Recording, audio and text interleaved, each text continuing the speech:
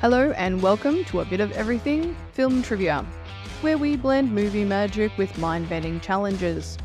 Whether you're stuck in traffic, chilling with friends, or just need a mental workout, this quiz has got you covered. Each episode is a wild ride through a specific film, packed with 4 thrilling categories to test your cinematic savvy. Get ready for 20 brain-twisting questions in general knowledge, 10 juicy insights and behind the scenes, 5 worldly wonders in real world, and to cap it off, a brain-teasing Who Am I final. So hold on to your popcorn and get ready for the ultimate movie showdown. Remember, you've got just 5 seconds to ponder each question before I spill the beans. I'm your host, Rebel Rune, and this is A Bit of Everything Film Trivia. Let the games begin. Pop quiz hotshot. This week's episode, we chase down the bus to keep it above 50 miles an hour as we look at the 1994 action thriller film, Speed. All right, pop quiz. Airport. Gunman with one hostage. He's using her for cover. He's almost to a plane. You're 100 feet away. What do you think? Shoot the hostage. What? Go for the good wound and he can't get to the plane with her. Clear shot. You're deeply nuts, you know that? Let's jump straight into our first category, general knowledge. Question 1. At the beginning of the movie, what is written on the door the security guard opened?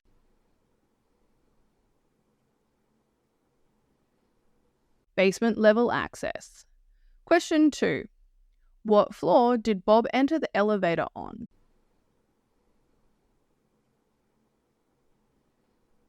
(46). Question 3. What is Jack's partner's name?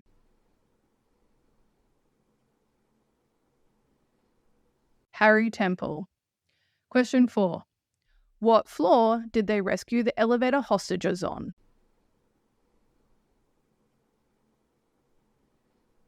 (23). Question 5. How many people were in the elevator?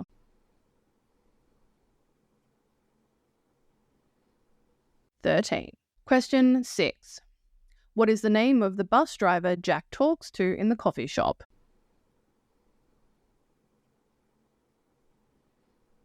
Bob. Question 7. What is the number of the first bus that is blown up?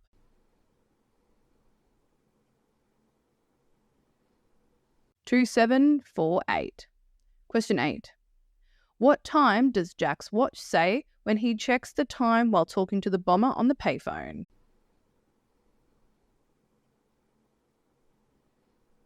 8:05 a.m. Question 9. What brand of watch is he wearing?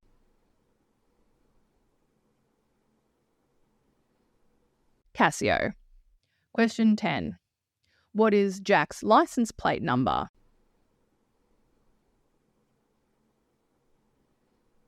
646 TEZ. Question 11. What is the second bus driver's name?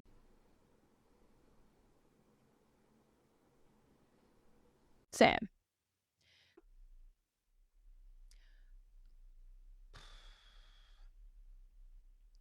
Question 12. What is the route number of the bus?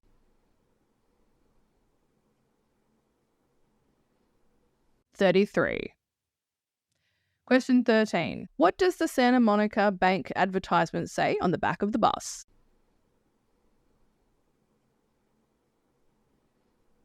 Money isn't everything? Yeah, right. Question 14. Where was the bomber a police officer, and what year did he retire?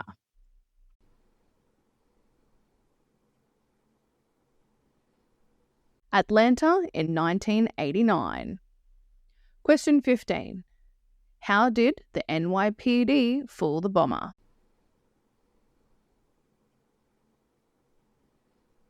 Looped footage of inside the bus. Question 16. Who did Jack call Gigantor?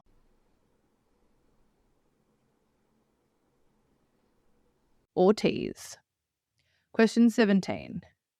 What company's plane does the bus crash into?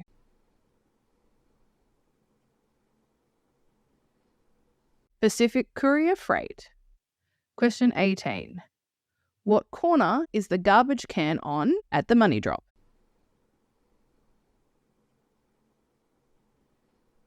Northeast. Question 19.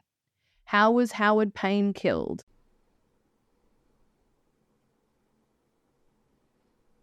Decapitated by a light. Question 20. How many work days without accident were posted on the sign the subway car crashed through?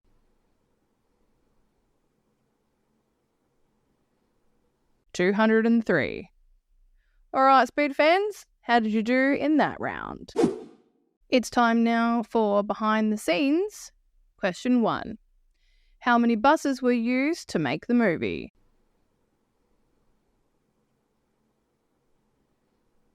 14. Question 2. In the original script, who was going to be the villain?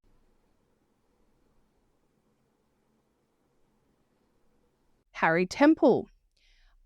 I couldn't imagine Jack's partner as the villain, although it would be an interesting twist having him reveal himself as the antagonist towards the climax of the film. The twist was ultimately scrapped about a month before production began, as it was deemed not believable enough by the script's writer, Graham Yost. Moreover, in a significant departure from what audiences saw in theatres, the bomb on the bus was originally set to detonate if the bus's speed dropped below 20 miles per hour, not the iconic 50. Additionally, rather than maneuvering through the streets near Los Angeles International Airport, the bus was supposed to circle Dodgers Stadium. This version of the script also included a dramatic conclusion involving the destruction of the Hollywood sign, a spectacle absent from the final cut. These changes highlighted a move towards a more plausible and streamlined action sequence, ultimately contributing to the film's success and iconic status. Question 3. Who wrote most of the film's dialogue?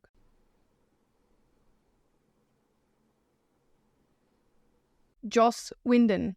The acclaimed screenwriter and director is responsible for 98.9% of the dialogue in the action film, despite not receiving official credit due to a Writers Guild of America ruling.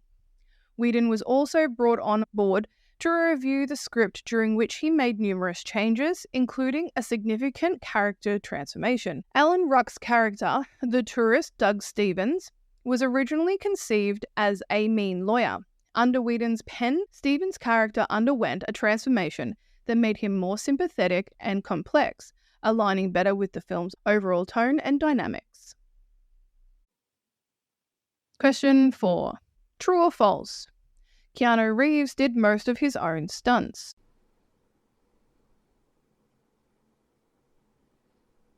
True.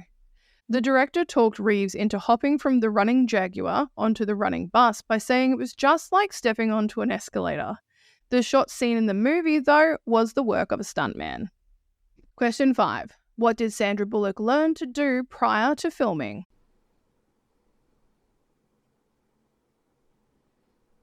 To drive a bus. This requirement was essential for her portrayal of Annie, the impromptu bus driver thrust into the high-stakes situation. Sandy B took to the challenge with remarkable success, passing her bus driving test on the first try. Despite obtaining her license and showcasing her newfound driving skills, the production employed stunt drivers for some of the film's more complex and dangerous scenes. In certain sequences, a stunt driver took control of the bus from the second row of seats to ensure safety and precision. In others, the stunt driver was positioned on the roof of the bus, a testament to the elaborate efforts made to create the film's thrilling chase sequences while maintaining the illusion of Bullock at the helm. Question 6. What crash did production keep quiet from the studio?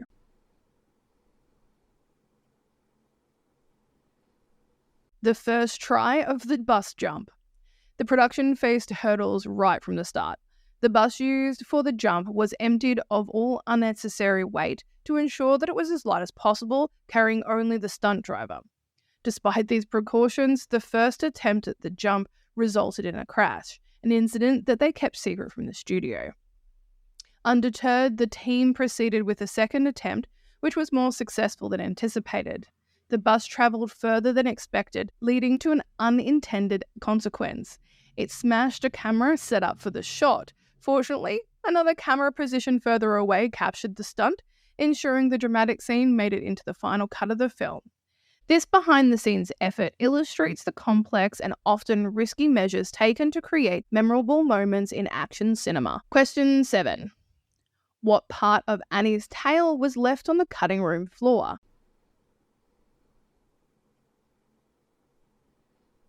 Her unfulfilled aspiration of becoming a graphic artist. This specific aspect was cut, though I think this personal detail would have added to the depth of her character by revealing a dream that veered away from the high-stress, action-orientated situation she found herself in. Alongside this omission, additional dialogue exchanges between Jack and Harry, which would have provided deeper insights into their relationship and dynamic, were also cut. These elements were likely intended to enrich character development and relationships, offering audiences a more intimate look at the characters' lives beyond the film's central crisis. Question 8.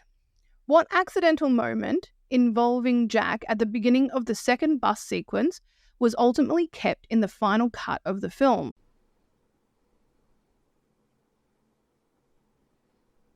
Jack breaks the glass on the bus door. Despite this unplanned breakage, the decision was made to retain the shot in the final edit of the movie.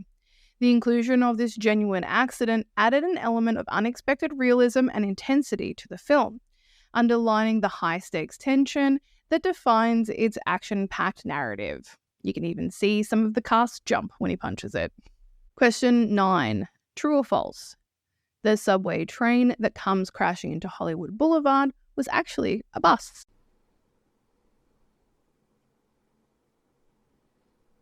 True. It was a bus decked out to look like a subway train. Speaking of that scene, the film literally ran out of money before it was completed. When they previewed it for an audience, the subway scenes were animated storyboards. The audience loved it so much, the studio came up with the funds to shoot them properly. Question 10.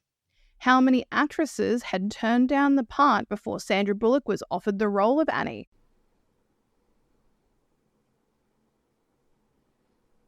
35. This series of rejections underscores the film's uncertain journey in finding its perfect Annie, eventually leading to a career-defining role for Bullock, playing this iconic character. To name a few of those who declined this part, ready? Glenn Close, Barbara Hershey, Jessica Lange, Meryl Streep, Sigourney Weaver, Jane Seymour, Angelica Houston, Kay Lenz, Kim Basinger, Halle Berry, Kathleen Turner, Gina Davis, Carrie Fisher, Melanie Griffith, Michelle Pfeiffer, Emma Thompson, Roseanne Arquette, Meg Tilly, Daryl Hannah, Meg Ryan, Jennifer Jason Leigh, Ali Sheedy, Demi Moore, Jodie Foster, Tatum O'Neal, Bridget Fonda, Marissa Tomei, Diane Lane, Sarah Jessica Parker, Brooke Shields, Julia Roberts, Winona Ryder, Cameron Diaz, and Alyssa Milano. I'm very out of breath now. Alright, so how did you do in that round? It's time for Real World. Question 1. What film inspired the Speed movie?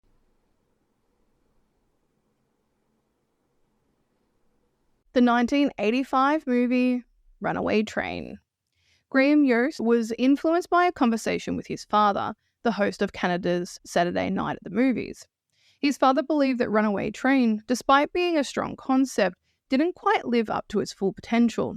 Taking this critique to heart, Graham Yost reimagined the scenario with the bus that couldn't slow down because of a bomb on board, thereby crafting the thrilling premise for Speed.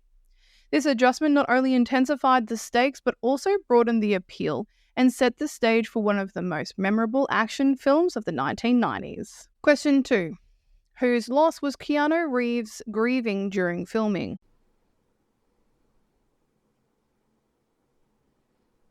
River Phoenix. If you have already listened to my episode on Interview with a Vampire, you'll know that Phoenix died just prior to the start of production of that film. Keanu Reeves was in the midst of filming Speed when he received the heartbreaking news of River Phoenix's death on October 31st, 1993.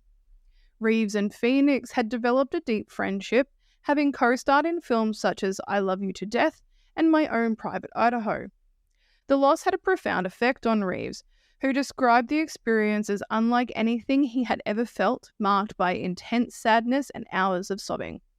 To support Reeves during this difficult time, the director adjusted the production schedule to allow him to work on some of the less demanding scenes first, providing him with the space to grieve.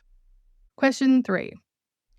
What crucial action did the screenwriter of Speed realize too late that could have significantly altered the events of the film, saving lives and time?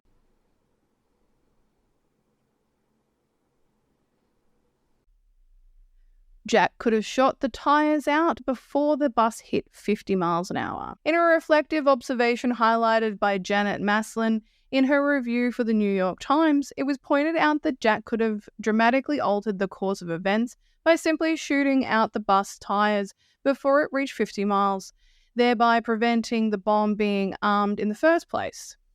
Graham Yost, the screenwriter, admitted that this potential solution had not occurred to him during the writing process. Although he did state that if he had thought of it, he proposed a narrative tweak where the Jaguar driver would have collided with Jack before he could take the shot, under the mistaken belief that Jack was not a police officer. I'm actually glad that this scenario didn't happen. Question 4. What simple accessory was brought back into production following the release of the film?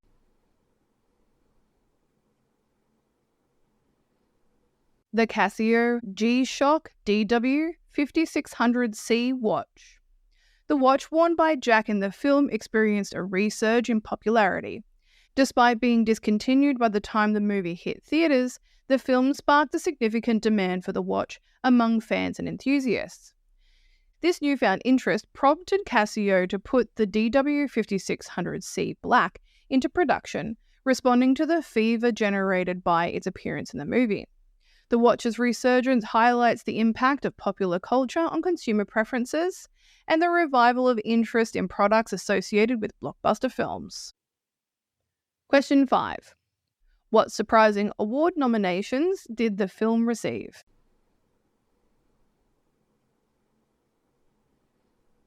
Three Kids' Choice Awards.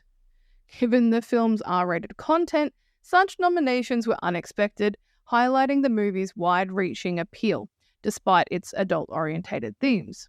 Additionally, Speed achieved significant recognition at the Academy Awards, a rare feat for films within the action genre.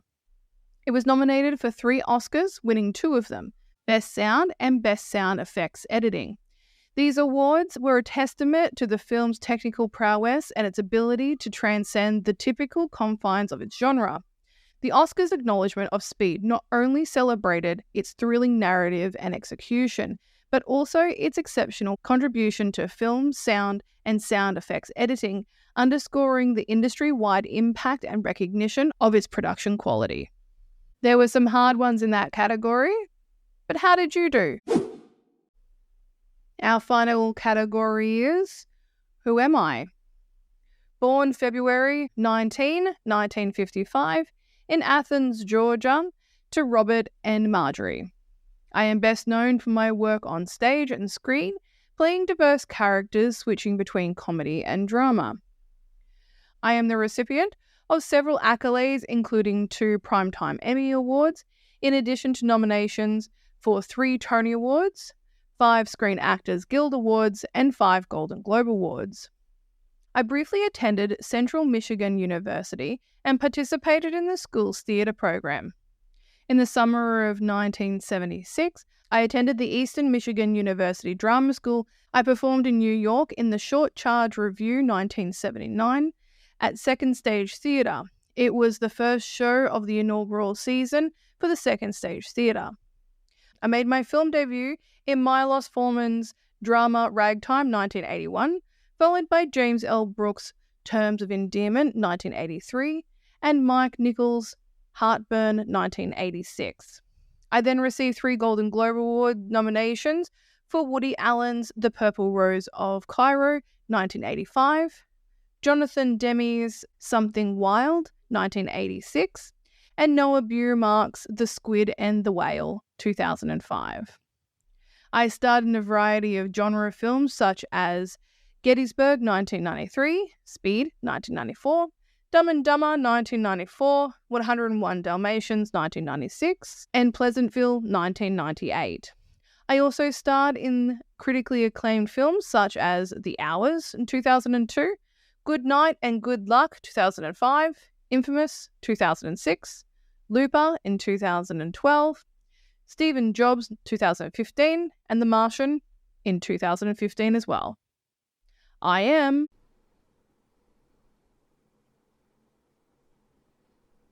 Jeff Daniels, who plays firearms and demolitions expert Harry Temple. Did you guess who it was?